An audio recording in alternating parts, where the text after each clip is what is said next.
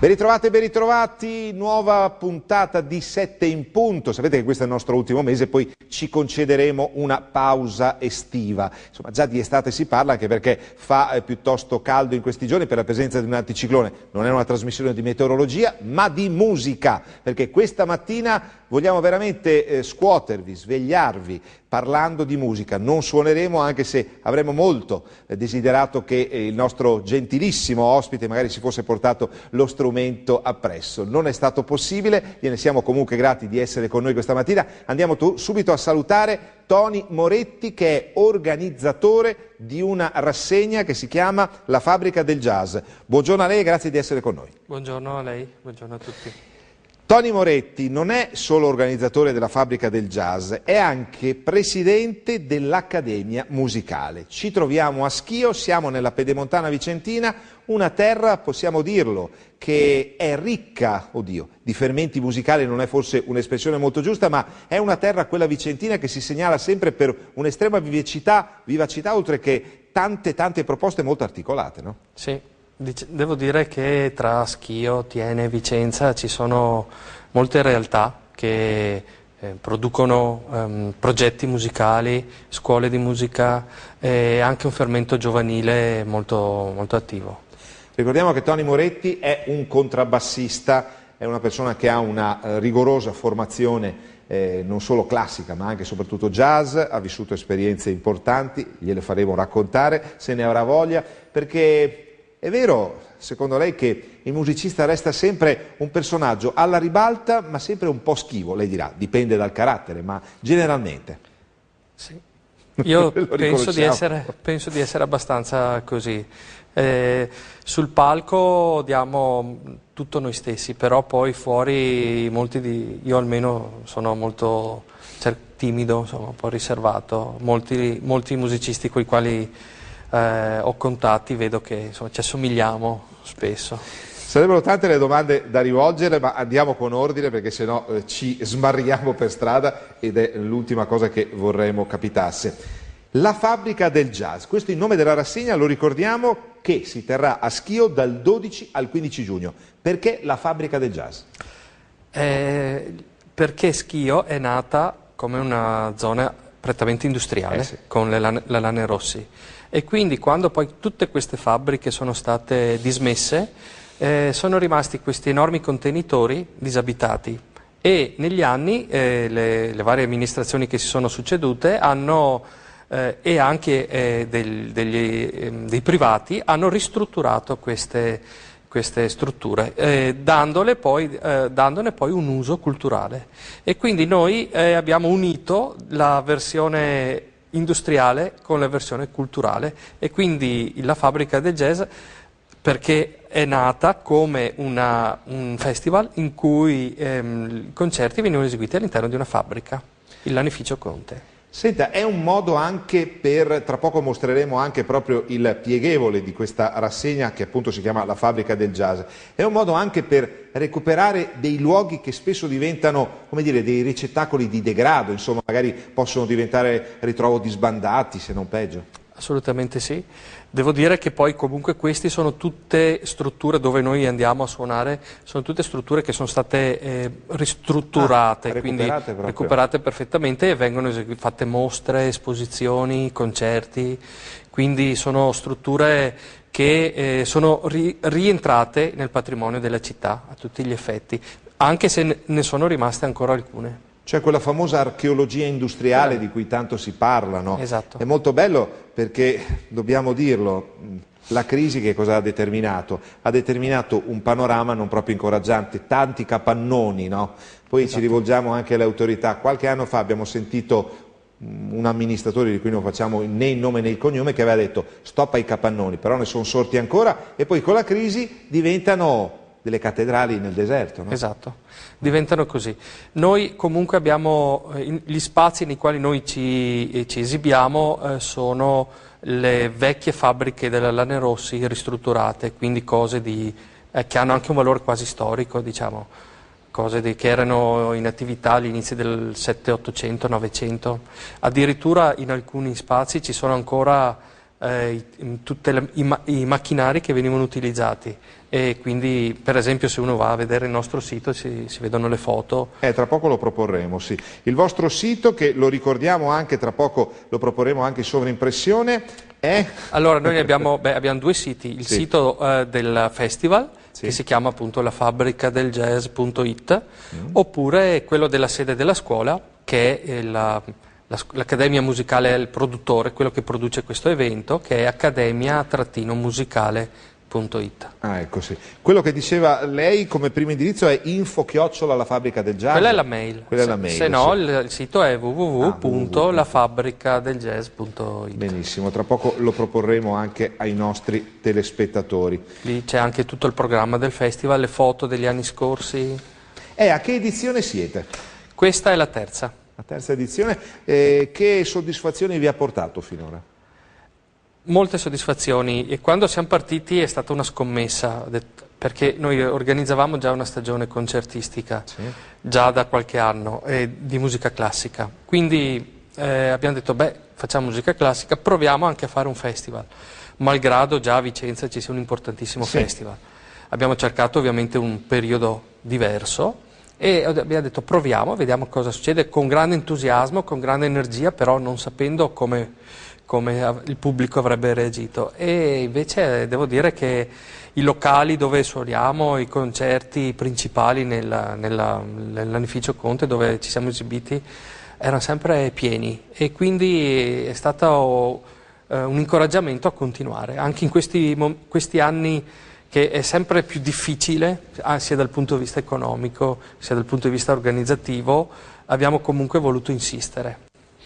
Senta, lei ha parlato di un aspetto non indifferente, che è l'aspetto economico. Immaginiamo proprio a partire dall'ABC dell'organizzazione di un festival si debba dal punto di vista organizzativo addirittura, pensiamo, programmare da un anno all'altro, perché bisogna contattare le aziende, garantirsi gli sponsor, le coperture, perché ovviamente artisti internazionali ma anche nazionali hanno dei cachet che vanno comunque coperti. Assolutamente sì, è un lavoro che praticamente finisce il festival e si comincia già a pensare a quello dell'anno dopo, perché appunto sono talmente tanti i problemi, le cose da dover gestire e risolvere, che ancora adesso praticamente il festival comincia tra 2 giorni, perché oggi è mercoledì, giovedì, venerdì inizia, e sono ancora lì che devo risolvere delle cose, quindi veramente è un lavoro che non finisce mai. Sì, noi siamo particolarmente grati a Tony Moretti anche per essere qui, perché insomma gli abbiamo sottratto del tempo prezioso, perché appunto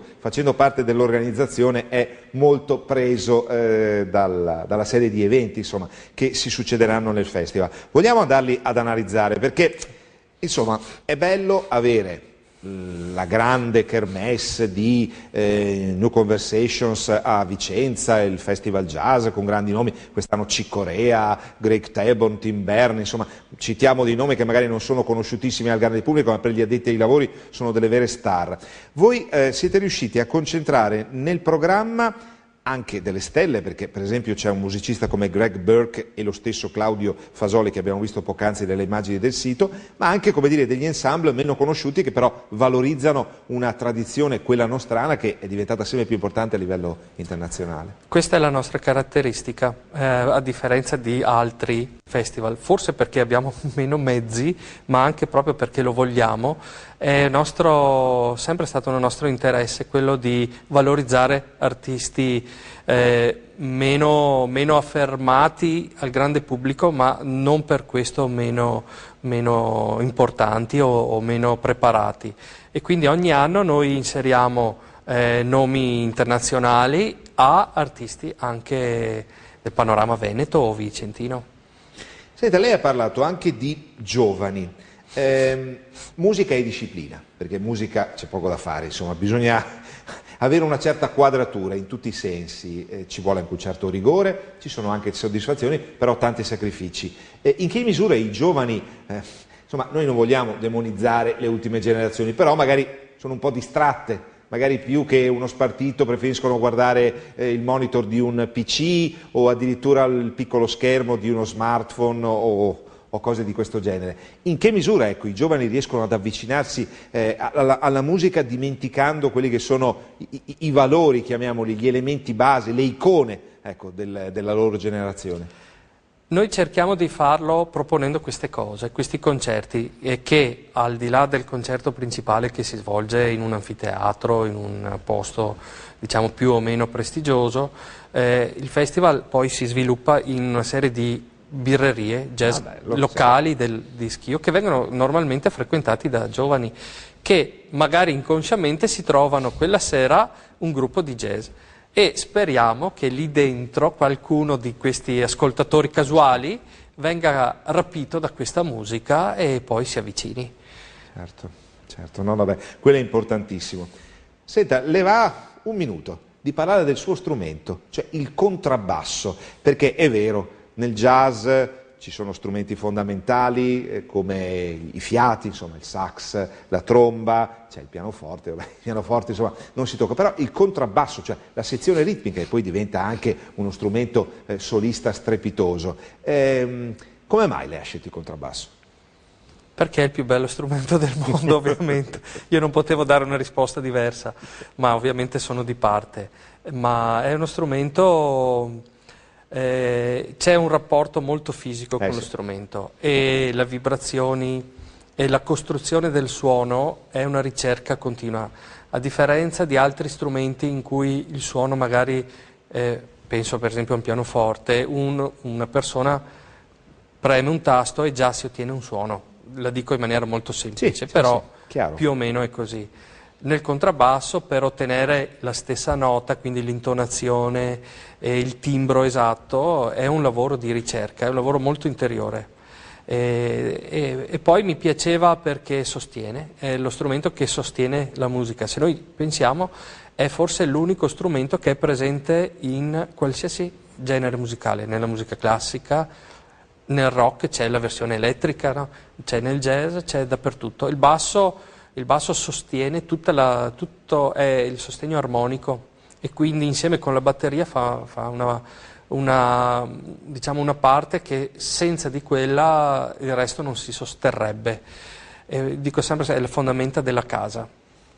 Spesso nell'ascolto noi non prestiamo attenzione, come in una casa non guardiamo le fondamenta, però se non ci fosse si sentirebbe la mancanza. Certo, insomma, pensiamo a grandi artisti, insomma, per chi ama il jazz, Ron Carter, Charlie Haden, Bruno Tommaso, no? Insomma, dei Perigeo. Perigeo che è stata una grande formazione e anche qui ci permettiamo di aprire una piccola parentesi perché il nostro ospite, Tony Moretti, che potrete ascoltare, udite bene, il sabato 14 con l'ensemble Accademia Musicale per l'appunto, suonare sullo stesso palco in cui si esibirà Greg Burke all'anfiteatro di Palazzo Toal di Capra alle 21:15. Poi ci permettiamo anche di fare una considerazione di carattere venale economico. L'ingresso è 10 euro. Cosa andate a vedere con 10 euro al giorno d'oggi? I 3D mi sembra che costino 9 euro i film in 3D, insomma, tanto per dire, ecco. Vabbè, insomma, non vogliamo fare del moralismo, ma insomma, 10 euro è praticamente quasi ad ingresso libero.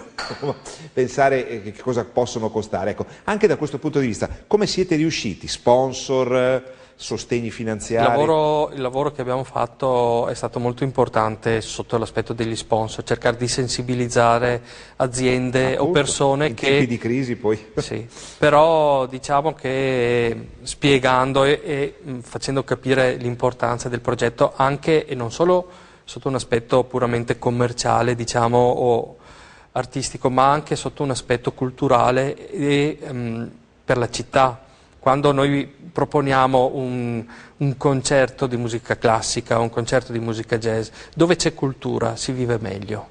E allora si cerca di sensibilizzare chi ha le possibilità in modo che ci diano un sostegno. Magari è difficile adesso trovare un unico sponsor importante che dà una grande cifra, però magari se ne riescono a trovare tanti con piccole cifre, poi sommato un po' al sostegno dell'amministrazione comunale, l'ASCOM che ci aiuta molto, le associazioni commercianti, insomma si riesce. Si vede, siete riusciti a adesso non per entrare in metafore musicali, ma a toccare i tasti giusti. Cioè voglio dire, riuscite ad avere un coinvolgimento di una musica che un tempo era nata come musica popolare, poi è diventata musica elitaria, siete riusciti a portare il jazz non solo in edifici ristrutturati, ma appunto a contatto con il territorio. Al giorno d'oggi si dice tanto radicati nel territorio. Voi siete riusciti, lei stesso ci diceva, nei locali, nelle birrerie, questo è il modo migliore. Poi qualcuno magari ascolta e dice, ah, ma è questo il jazz? Ma allora forse non è quella musica che qualcuno mi descriveva come inaccessibile. Esattamente. Esattamente, e questo è proprio il nostro intento, cercare di far capire che sicuramente esiste un lato del jazz che è molto più cerebrale o anche più impegnativo, però ci si può avvicinare un po' alla volta e riuscire a apprezzarne l'essenza, che è quella originale, che era invece di una musica molto comunicativa e molto popolare. Senta, lei ha suonato con musicisti di levatura nazionale ed internazionale. Che effetto fa suonare con i grandi? Perché tante volte dicono che i grandi sono grandi anche dal punto di vista della personalità, nel senso non sono le classiche star magari del rock, paludate, così molto sostenute anche dalla stampa, incensate, che vivono magari 10 metri sopra la terra in cui invece noi poveri comuni mortali calpestiamo quotidianamente.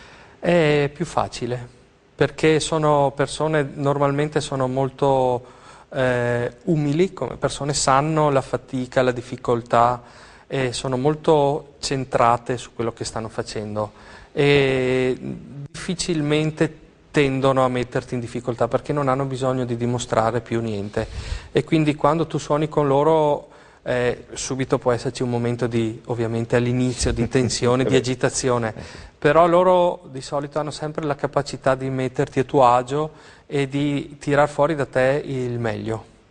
Queste sono le persone più grandi. Poi immaginiamo che ci sia talmente tanto da imparare, ma non solo a livello tecnico, proprio anche in queste stesse parole che lei ha pronunciato, a livello proprio di sensazioni, no? Spesso, anche quando ho frequentato al conservatorio importanti musicisti di jazz, non ti insegnano le regole, quelle le trovi su Google, volendo, sì. Basta digitare cosa hai bisogno e trovi la risposta. Ma ti insegnano come vivere la musica, come esprimerla, come tirar fuori il meglio da te stesso, che non è la regola, ma è utilizzare la regola, la tecnica per tirar fuori quello che tu hai dentro. Quello è importante. Cioè la tecnica aiuta ma non è tutto? No, assolutamente. Anzi, dovendo scegliere forse è la cosa meno importante. Sì, perché bisogna che chiariamo anche al nostro pubblico, a chi ci ascolta, cioè jazz come improvvisazione, ma all'improvvisazione si arriva se hai alle spalle una formazione, una tecnica che però diventa, come dire, espressione non più solo di quello che hai assimilato a livello cerebrale, ma che diventa espressione anche di qualcosa di più profondo. Una delle regole è impara la tecnica e poi dimenticala. Cioè uno ha imparato a suonare, sa dove sono le note, sa quali sono le possibilità per poter improvvisare all'interno di quel brano, ma poi deve suonare quello che uno ha dentro sfruttando questi elementi, ma è come se fossero un vestito che uno indossa in quel momento, poi lo toglie e ne prende un altro. Noi suoniamo utilizzando delle regole che sappiamo che ci sono perché possiamo utilizzarle, ma se tutti suonassero utilizzando le regole tutti suoneremmo uguali e non deve diventerebbe una noia mortale. Diventerebbe una noia mortale. Invece, per avere un'idea della varietà di proposte del jazz e anche della sua espressività musicale, ricordiamo appunto la manifestazione di cui è venuto a parlarci questa mattina Tony Moretti, cioè la Fabbrica del Jazz, a Schio dal 12 al 15 giugno. Avete sentito il nostro ospite, www.lafabbricadeljazz, una parola unica, no? Tutto uno. .it, per avere proprio informazioni anche a proposito delle date. Avete sentito, sono spettacoli che propongono un panorama molto importante, ecco vedete nelle immagini del sito Greg Burke, proprio questo musicista che si esibirà sabato 14 con l'ensemble Accademia Musicale di cui fa parte il nostro nostro ospite di questa mattina, Tony Moretti al contrabbasso. Sarà una bella occasione questa con Greg Burke. A proposito di grandi musicisti, anche Burke, diciamo, un suo posto nella storia del jazz ce l'ha. Certamente, lui è un musicista americano che ha insegnato e ha studiato in importanti scuole in America e poi si è trasferito, vive tra l'America e l'Italia adesso, e quindi siamo riusciti ad averlo anche per questo motivo, quindi siamo riusciti ad averlo a un costo anche un po' più basso, ed è un importante pianista e compositore. Ci tengo a dire che per noi è un fatto d'orgoglio sapere che lui ha scritto una composizione, una suite originale appositamente per questo concerto, quindi noi quella sera, sabato 14, la eseguiremo in prima assoluta. Lui aveva già scritto alcune parti, ma l'ha completata in occasione di questo evento.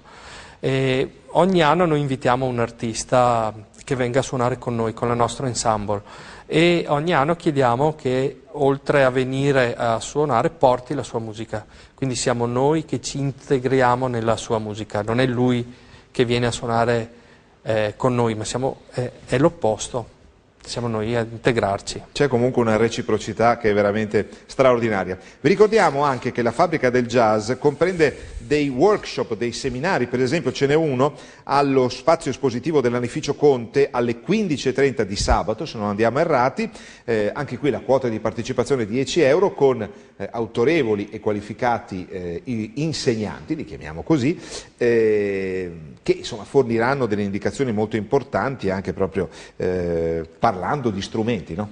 Questo è un workshop interessantissimo perché è gestito, il docente è un percussionista, un batterista che vive tra Schio e Berlino, più Berlino che Schio, e organizza questo workshop in cui farà suonare delle persone con percussioni ricavate dalla strada. Bellissimo.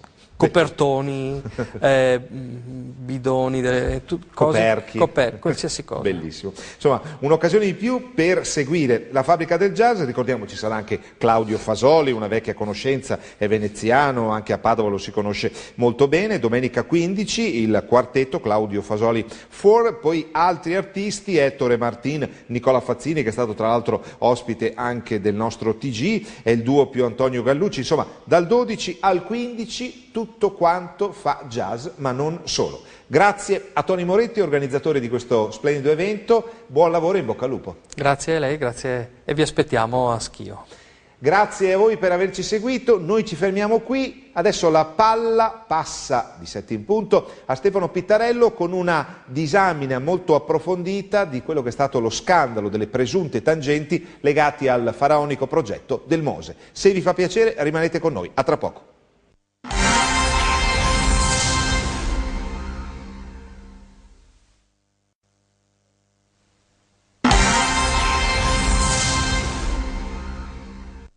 Buona giornata e ben ritrovati a 7 in punto. Dopo lo spazio condotto da Roberto Guidetti, dove si è parlato di jazz, ci tocca dire che davvero si cambia musica da questo punto di vista, perché il resto di 7 in punto in questa mattina sarà dedicato invece alla questione Mose, all'inchiesta appunto che è partita da poco meno di una settimana, o perlomeno è stata resa pubblica proprio giusto in questa settimana, ma che stiamo cercando appunto anche di voler in qualche modo condensare, capire, vedere proprio cosa sia successo giorno per giorno e soprattutto sfruttare questo spazio di approfondimento per sentire alcune interviste che nel corso della brevità dei telegiornali non sono andate in onda, e magari appunto proprio con l'approfondimento è possibile capire un po' di più su alcune posizioni. Intanto le notizie del giorno, visto che quest'oggi, mercoledì, tra non più di 6 ore alle 13 proprio è attesa la Giunta per le autorizzazioni della Camera per l'inizio dell'iter parlamentare per la richiesta di arresto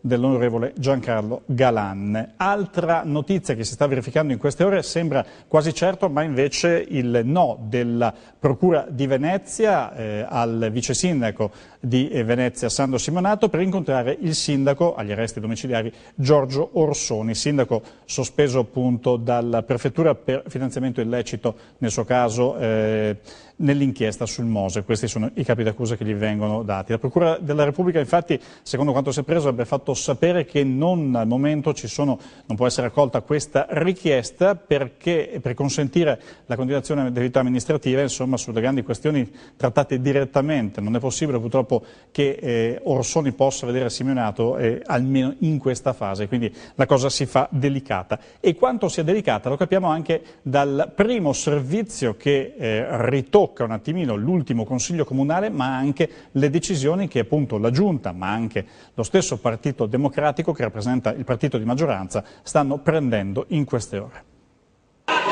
Che sarebbe stato un Consiglio Comunale delicato non c'era dubbio. Si è sfiorata la rissa a Caprassetti, con lo stoico sindaco facente funzioni Sandro Simeonato a cercare di portare avanti il suo discorso, mentre dalla platea si levavano alti gli inviti ad andare tutti a casa. Ed il punto è proprio questo: la giunta veneziana è ferma, in attesa di un cenno da parte di Giorgio Rossoni, che finora non ha presentato le dimissioni da sindaco e non ha nemmeno fatto filtrare una sua decisione in proposito. Il fronte che richiede le dimissioni immediate è ristretto ma molto rumoroso, con le accuse reciproche tanta strada non si fa, ed è dunque filtrato a singhiozzo il messaggio di Simeonato, che è la linea votata da Giunta e Capogruppo, cioè chiedere alla città l'opinione definitiva, la strada migliore nell'interesse di Venezia, pronti a ridare ai cittadini la libertà di scegliere attraverso il voto. Una linea poi ribadita qualche ora dopo al vertice veneziano del Partito Democratico. Se serve alla città rimanere a fare gli ultimi atti indispensabili per i cittadini, che non siano penalizzati 2 volte, allora si possono concludere gli ultimi atti, altrimenti possiamo decidere in ogni momento di abbandonare questa esperienza. È il bilancio la partita principale? Sì, il bilancio, la partita, anche lo stesso bilancio di assestamento 2013, quello di previsione 2014, quindi comunque è evidente che questa amministrazione sta concludendo il suo percorso. Ecco, però di eventuali elezioni anticipate quale può essere? C'è una posizione precisa, diciamo, all'interno del partito, o anche lì si guarda un attimino o si cerca di arrivare al 2014 comunque, al 2015? Oggi per poter votare prima del 2015 serve una legge dello Stato, quindi è chiaro che con sabato affronteremo anche con il nostro Partito Nazionale un confronto su questi temi per capire qual è la soluzione migliore appunto per la città. La magistratura sta facendo il suo corso, continuano appunto o iniziano gli interrogatori per, ricordiamo, i 25 arrestati, 10 ai domiciliari, ma ci sono anche 100 indagati. Molti nomi stanno uscendo appunto sulle pagine dei giornali in questi giorni, vengono fatti, ma naturalmente ogni linea difensiva ha la sua strada, e naturalmente c'è una linea in particolare che è quella del sindaco di Venezia Orsolini, che sentivamo poco fa, che è destinata in qualche modo a differenziare quello che riguarda appunto il sindaco dimissionato di Venezia, il sindaco sospeso di Venezia, con invece altri indagati. In particolare appunto si tratterebbe per lui di finanziamento illecito ai partiti, se comprovato. È stato sentito, Orsolini ha incontrato per 3/4 d'ora venerdì scorso in aula bunker a Mestre i magistrati, ha poi avuto modo di essere riascoltato anche per diverse ore in procura a Venezia. Noi sentiamo invece il suo difensore Daniele Grasso, cosa ci ha detto appunto dopo il primo incontro che ha avuto con i magistrati in aula bunker a Mestre. Lui non c'entra assolutamente niente, lui non ha nessun rapporto con tutte le altre imputazioni. Non c'è nessuna dei contenuti delle imputazioni elevate nei confronti degli altri che possa riguardare la sua posizione. È arrivato in anticipo in aula bunker a Mestre rispetto all'orario di convocazione. Giorgio Orsolini ha parlato con il GIP Alberto Scaramuzza durante l'interrogatorio di garanzia che, a detta del suo avvocato Daniele Grasso, non ha avuto la dinamica dell'interrogatorio. Orsolini ha rilasciato delle dichiarazioni al giudice in cui chiarisce la sua posizione e motiva la sua innocenza. Orsolini è accusato di finanziamento illecito, di aver preso dei soldi direttamente da Giovanni Mazzacurati per la campagna elettorale del 2010. Al microfono di Stefano Pittarello, l'avvocato Grasso. Ha fatto delle dichiarazioni, non si è sottoposto all'interrogatorio. In questa fase sarebbe stato anche inopportuno farlo per ragioni di carattere tecnico. Lo avete scritto questo? Lo abbiamo letto? Sì, lo avete scritto negli articoli che riferiscono di questo. Sarebbe nelle carte però, nelle 711 carte. Sì. Sarebbe scritto lì. L'avete letto? Il sindaco di Venezia, sospeso per effetto della legge Severino, è tranquillo che la sua posizione sarà chiarita. Ne è profondamente convinto. Di cosa? Del fatto di riuscire a dimostrare che la sua situazione in questo contesto non va letta come è stata così diffusa. Pensa che si risolverà tutto, che alla fine... Io spero anche in tempi relativamente brevi. Anche lei è fiducioso, avvocato? Io senz'altro, sempre, è la prima cosa che prometto a un cliente, sa. Anche Orsoni? La mia fiducia. Anche Orsoni? Soprattutto. Avvocato, di dimissioni non ha parlato il sindaco? No, su questo no. Né è un ambito che mi riguardi, sa. Orsoni è provato, ma sereno. Diciamo che è forte della sua serenità nell'affrontare il merito della questione. Ovviamente la situazione dal punto di vista umano va compresa ed è provato perché arriva come una del tutto inaspettata, insomma. Queste dunque le parole dell'avvocato difensore del sindaco sospeso di Venezia, Giorgio Orsoni. A tra poco per ripercorrere appunto quest'ultima settimana dell'inchiesta del Mose qui a 7 in punto.